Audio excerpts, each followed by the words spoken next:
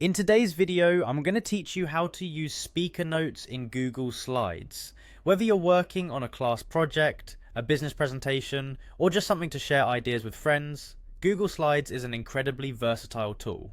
One of the features that can really enhance your presentation skills is speaker notes. Let's dive in and explore how you can make the most of this. First, you'll want to navigate to Google Slides on your browser. Simply type in Google Slides into your search bar and click on the official link that comes up.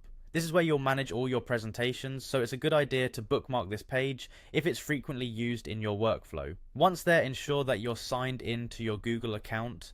If you're not signed in, you'll see a sign in button at the top right corner of the page. Click on that and enter your login details. Once you've signed in, you'll arrive at the Google Slides home screen. This is where you can see all your existing presentations. To start a new one, look for the blank slide option to create a brand new presentation. Alternatively, you can choose from the array of templates Google offers if you want to jumpstart your design with some preset styles. Clicking on either will open the editor for you.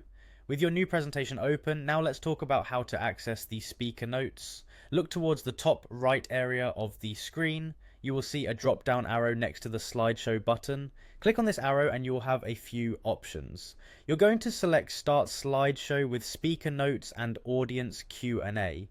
This feature is really handy, especially for live presentations, because it allows you to engage with your audience and have notes handy without them being visible on the main screen.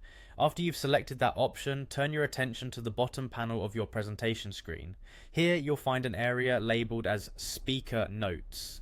This section is where you can type in all the reminders, prompts, and additional details you'll need while presenting.